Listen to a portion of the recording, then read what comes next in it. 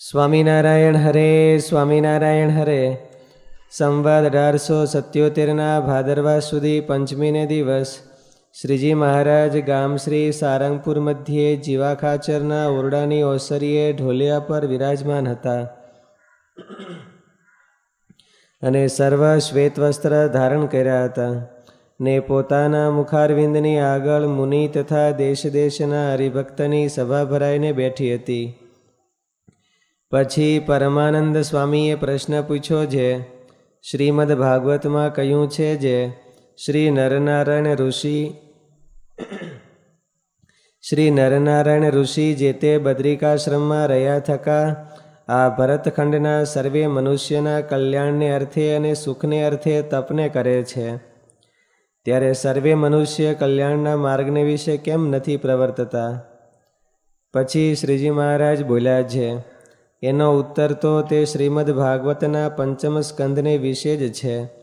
જે એ ભગવાન તપ કરે છે તે તો પોતાના ભક્તને અર્થે કરે છે, પણ અભક્તને અર્થે નથી કરતા. કેવી રીતે? તો આ ભરતખંડને વિશે અતિશય દુર્લભ એવો જે મનુષ્ય દેહ તેને જાણીને જે જન ભગવાનના શરણને પામે છે ને ભગવાનની ભક્તિ કરે છે તે જનના અનુગ્રહને અર્થે તપસ્વીના જેવો છે વેશ જેનો એવા જે શ્રી નરનારાયણ ભગવાન તે જે તે કૃપાએ કરીને મોટું તપ કરે છે અને પોતાને વિશે નિરંતર અધિકપણે વર્તતા એવા જે ધર્મ, જ્ઞાન, વૈરાગ્ય, ઉપશમ, ઐશ્વર્ય એ આદિક ગુણ તેણે યુક્ત એવું જે તપ તેને કરતા થકા તે ભગવાન જે તે આ જગતનો રાત્રિ પ્રલય થાય ત્યાં સુધી બદ્રિકાશ્રમને વિશે રહ્યા છે અને ભરતખંડને વિશે રહ્યા જે તે પોતાના ભક્તજન તેમના જે ધર્મ જ્ઞાનાદિક ગુણ તે જે તે અતિશય અલ્પ હોય તો પણ તે ભગવાનના ગુણેયુક્ત તપને પ્રતાપે કરીને થોડાક કાળમાં જ અતિશય વૃદ્ધિને પામે છે અને તે પછી તે ભક્તજનના હૃદયને વિશે ભગવાનની ઈચ્છાએ કરીને જણાતું જે અક્ષર બ્રહ્મમય એવું તેજ તેને વિશે સાક્ષાત એવા જે શ્રી કૃષ્ણ ભગવાન તેનું દર્શન થાય છે. એવી રીતે જે પોતાના ભક્ત છે તેમનું તે ભગવાનના તપે કરીને નિર્વિઘ્ન કલ્યાણ થાય છે, પણ જે ભગવાનના ભક્ત નથી તેમનું કલ્યાણ થતું નથી. એવી રીતે એ પ્રશ્નનો ઉત્તર છે. ઇતિ વચનામૃતમ. એવી રીતે સારંગપુરનું 16મું વચનામૃતમ જે તે થયું.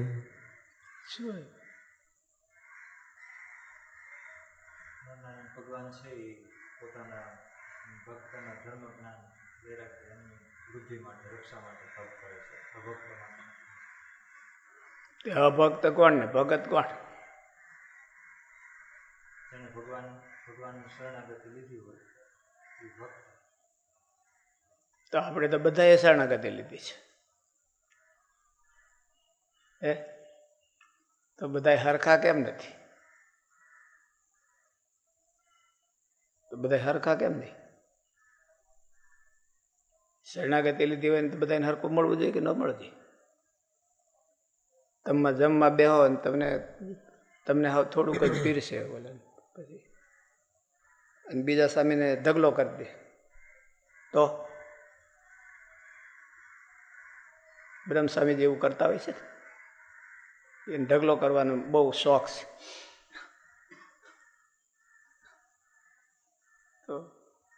તો નરનારાયણ ભગવાન એક જગ્યાએ ઢગલો કરી દે અને એક જગ્યાએ હવે થોડુંક જ દે એમ કરે છે. ખબર શરણાગતિ તો આપણે બધા છે કે ઓછું બધું છે ભાઈ. શું ભાઈ સ્વામીજી તમે શું કહે છે?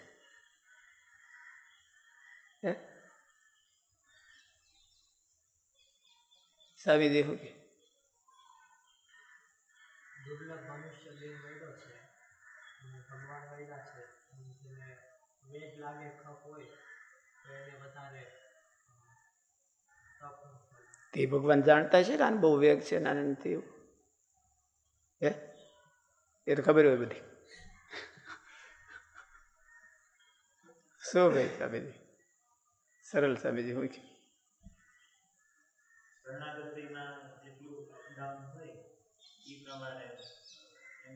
ડિસ્ટ્રીબ્યુશન થાય ને બધો સ્ટોક તો ભગવાન પોતાની પાસે રાખતા હશે, બદ્રિકાશ્રમમાં જગ્યા હશે કે નહીં? અને ડિસ્ટ્રીબ્યુશન કેમ કરે? શરણાગતિમાં અપડાઉન હોય. શરણાગતિમાં તો અપડાઉન આપણને કઈ બધી એક હરખી જ કરી છે કે નહીં? કે અપડાઉન હોય? તમે ડીપમાં કરી છે, તમે બોલો શરણાગતિ કેમ હોય?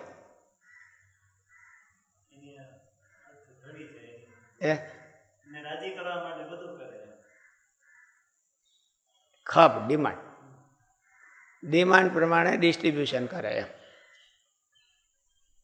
આપણે બધાની શરણાગતિ તો બધાની એક હરખી છે ને, પણ ડિમાન્ડ હરખી છે? ડિમાન્ડ હરખી નથી, ખપ હરખો નથી. ખપ હરખો નથી એટલે ભગવાન ડિસ્ટ્રીબ્યુશન હોય તો અપડાઉન કરે છે. હા, તમને જો ને એક મહિનાનું તપનું ડિસ્ટ્રીબ્યુશન કરી દીધું, અમને કાંઈ ન કર્યું.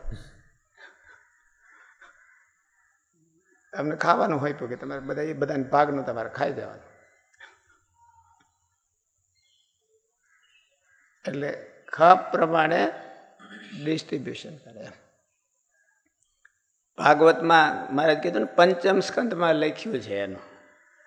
ભગવાન છે એ તપ, ભગવાન પોતાનું તપ છે એનું ડિસ્ટ્રીબ્યુશન કેમ કરે છે? તો એમાં આત્મવત્તા આમ એવું લખ્યું છે. આત્મવત્તા, આત્મવાન પુરુષ હોય એને માટે ભગવાન તપ કરે છે. તો આત્મવાનનો અર્થ શું કરવો? મુમુક્ષુ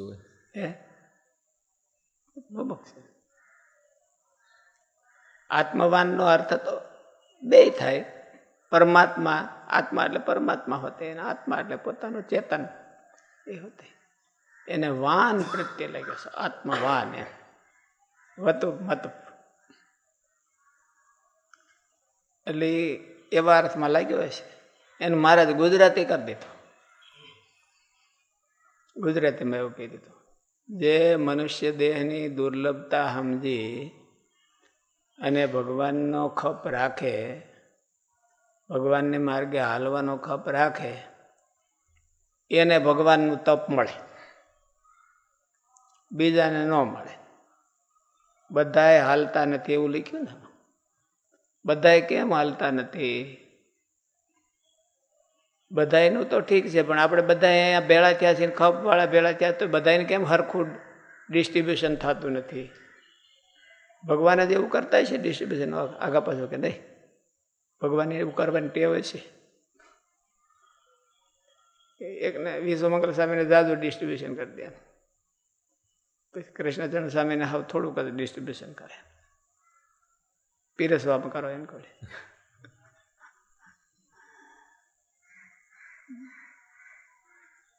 એને ખપ કેટલો છે એટલું ભગવાનનો ફાયદો મળે. નરનારાયણ ભગવાને એક જ તપ કર્યું છે કે સ્વામિનારાયણ ભગવાને કર્યું છે કઈ તપ?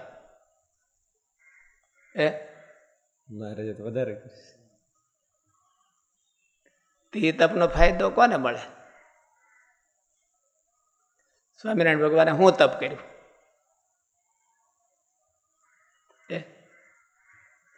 શાસ્ત્રીજી મહારાજે હું તપ કર્યું? ઓકે,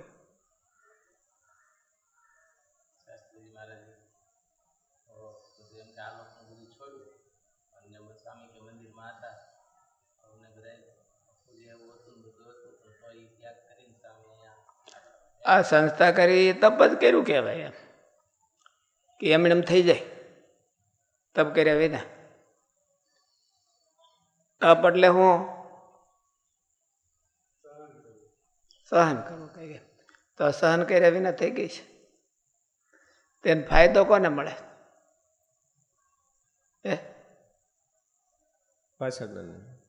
પાછળના પણ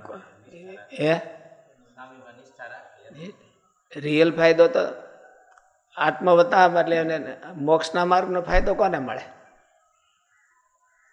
ઓલો બેનિફિટ આપણને બધાને મળે. એ સારામાં કરવાનો, સગવડતાનો એ બધાને મળે. પણ સ્વામીએ જે હેતુ માટે કર્યું હોય એ હેતુને સમજી અને પછી એ પ્રમાણે કરે તો એને ફાયદો મળે, બધાને મળી જાય. બધાને ન મળે, બધા તો બેઠા હોય તોય ન મળે. સ્વામિનારાયણ ભગવાને જે હેતુ માટે તપ કર્યું એને અનુરૂપ પેલા તો સ્વામિનારાયણ ભગવાનને સમજે અને એને અનુરૂપ પ્રયત્ન કરે તો એને તપ મળે. નરનારાયણ ભગવાને જે માટે કરે છે એ પ્રમાણે કરે તો મળે, બીજાને ન મળે. બધાય ભગતના નામે મળી જાય એવું ન હોય.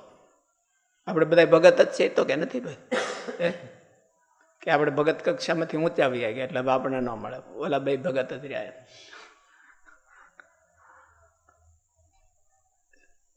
વાત ભગવાનના માર્ગે મુમુક્ષુ હાલતો હોય, જગતથી છૂટવા માટે પ્રયત્ન કરતો હોય તો એમાં ભગવાન ક્યારેક સહાય કરે. એને જ કરવા બેઠા છે તો બીજો કોને કરે? એને જ સહાય કરવા બેઠા છે, બીજા કોને કરે? એ તો મારાથી કીધું આમાં ભગવાન સહાય કોને કરે?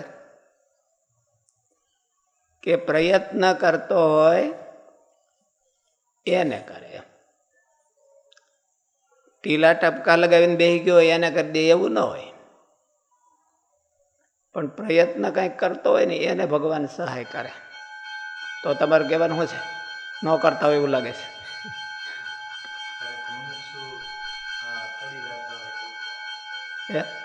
ક્યારેક મુમુક્ષુ છે એ પાછા પડી જાય. તો ભાઈ એનું શું? ભગવાનનો વાંક એટલે એનું શું સમજવું? ભાઈ મુમુક્ષુ પાછા પડી જાય તો એટલી ખામી ગણાય મુમુક્ષુ તો. ભગવાનની ખામી ગણાય નહીં, ભગવાનની ખામી ન ગણાય. ભગવાને તો બધાને કોમન ફેસિલિટી આપી દીધી. કોમન ફેસિલિટી આપી દીધી પછી એનો ઉપયોગ કોક જાજો કરે ને કોક ઓછો કરે. કોક પ્રાણાયામ કરી અને જાજો પ્રાણવાયુ લઈ લે તો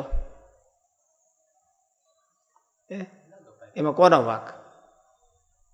ભગવાનનો વાંક કે કોનો વાંક? એને કોક હાવ લઈ જ ન કે આપણે સ્વામીજી દેવા લેવા મળે તો ચક્કર મળે આવો એમ, તો એમાં કોનો વાંક?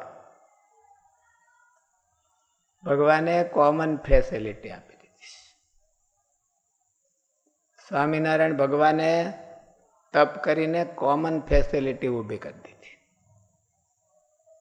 શાસ્ત્રીજી મહારાજે સહન કરીને કોમન ફેસિલિટી ઊભી કરી દીધી. હવે લાભ લેવો એ કોના હાથમાં છે અને કોને મળે છે? આ બધી એકાંતિક થવાની ફેસિલિટી ભગવાન આપી દીધી. તો બધા કેમ થતા નથી? તમને ફેસિલિટી મળી છે કે નથી મળી? ગોપાળાનંદ સ્વામીને જે ફેસિલિટી આપી હતી એ ફેસિલિટી તમને મળી કે નહીં? સ્વામિનારાયણ ભગવાને એ તો ગોપાળાનંદ સ્વામી થઈ ગયા ને તમે તો તીરથ સ્વામી જ રહ્યા. એવું શું કરવા? એવું શું કરવા? એટલો ખપ નથી. ખપ તો છે પણ એવો ખપ નથી. એટલે ગોપાળાનંદ સ્વામી એવા થઈ ગયા, આપણે આવા નવા રે જેવા થઈ એવા. અને હજી ન જાગે તો હજી એવા ને એવા રહેવું, એવા ને એવા રહેવું કે હજી જો ખપ ન જાગે.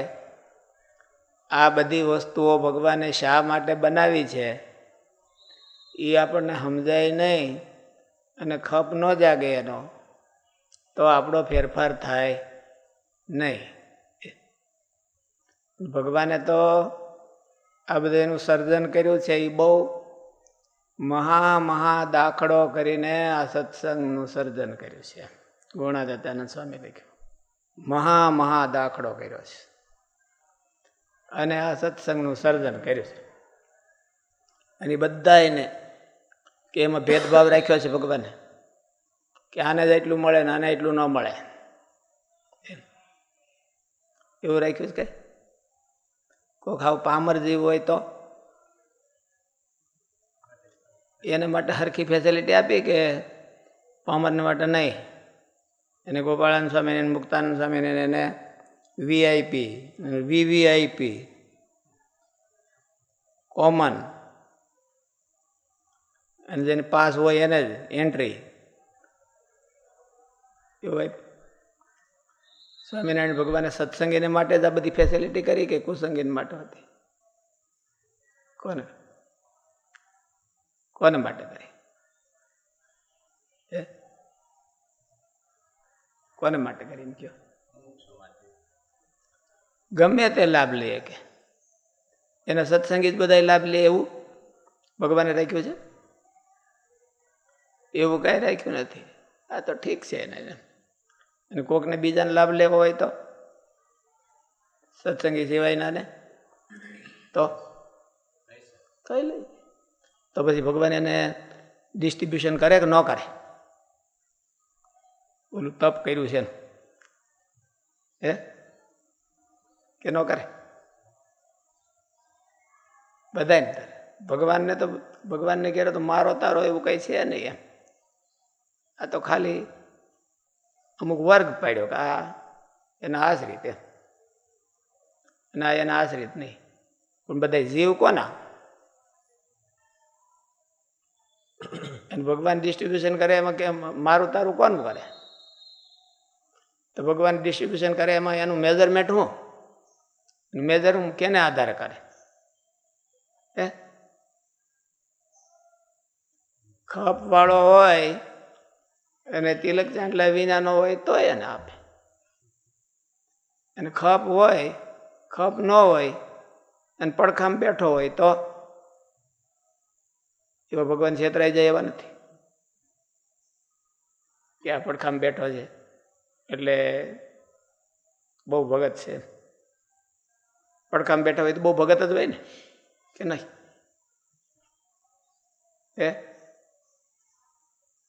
એવું ન હોય.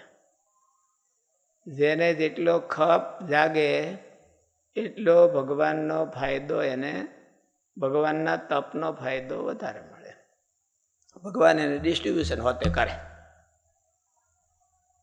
વિવૃણુતે તનુમ સ્વામ. ભગવાન એને કેટલું બધું ડિસ્ટ્રીબ્યુશન કરી દે છે. વિવૃણુતે તનુમ સ્વામ. પોતાની જાતને એને આપી દે, લે મારો ઉપયોગ કરવો એટલો કર, તને એટલો ખપ છે એટલે.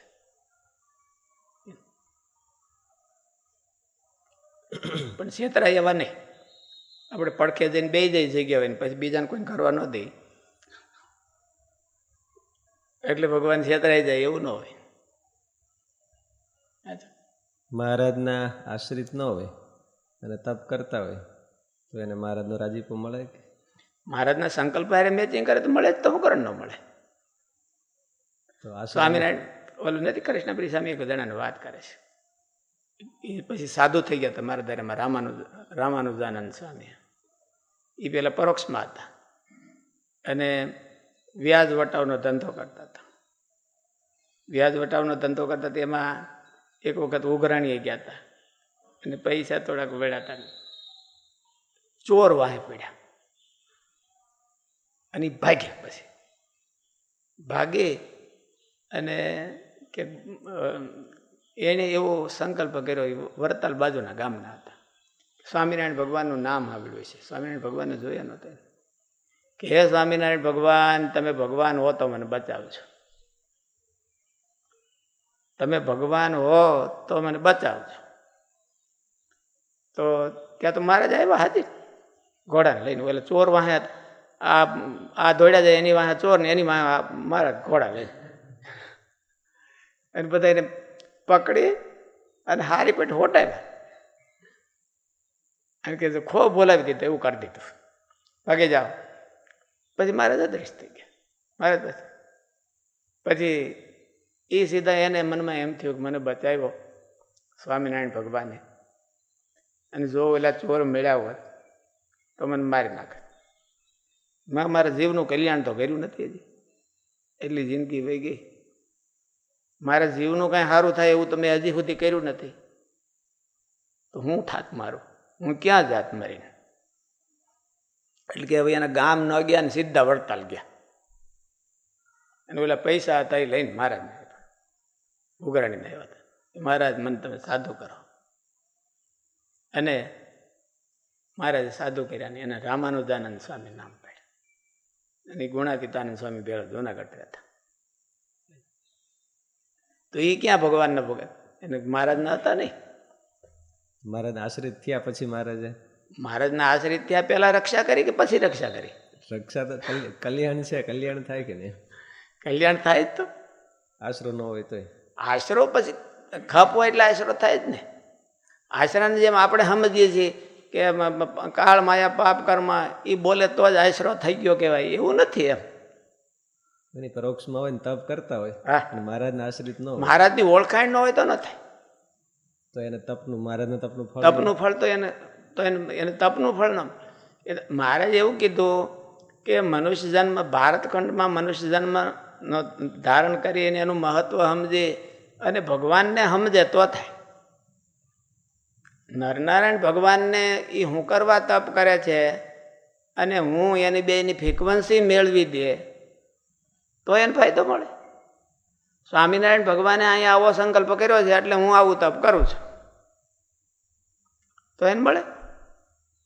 પછી કદાચ એને કાળમાં પાપ કર્મ ન કર્યું હોય તોય મળે, એવો સંકલ્પ કરે.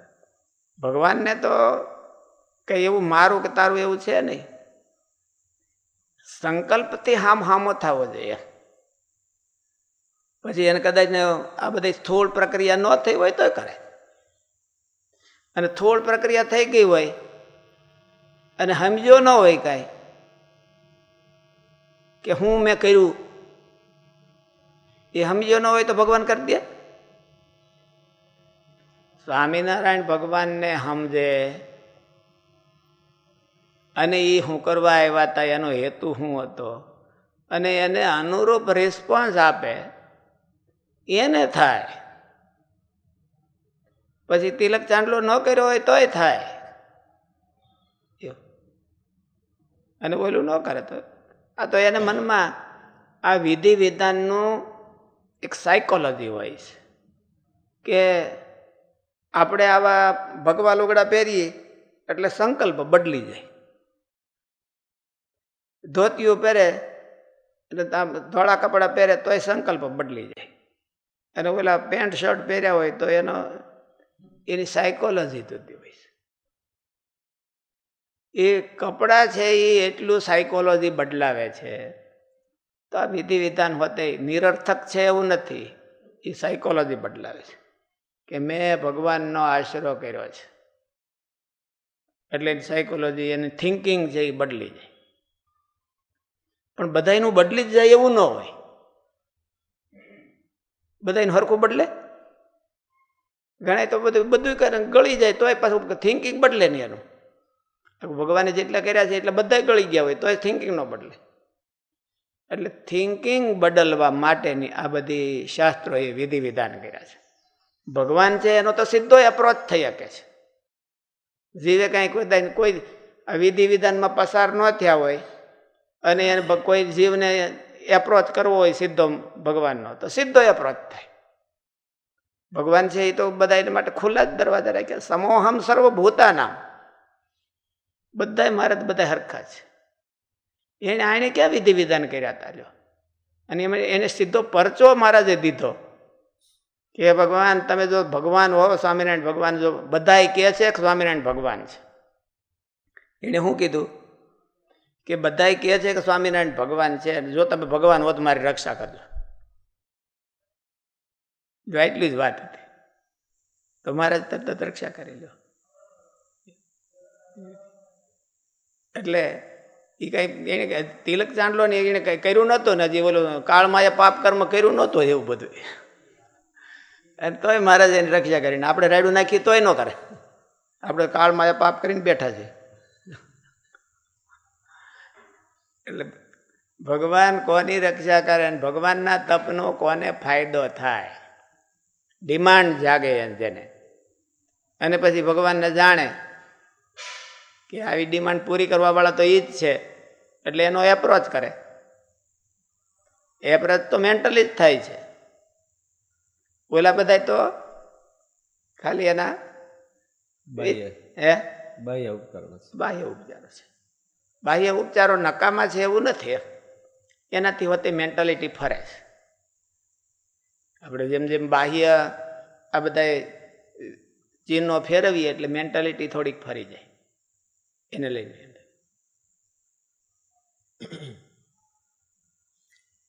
પ્રત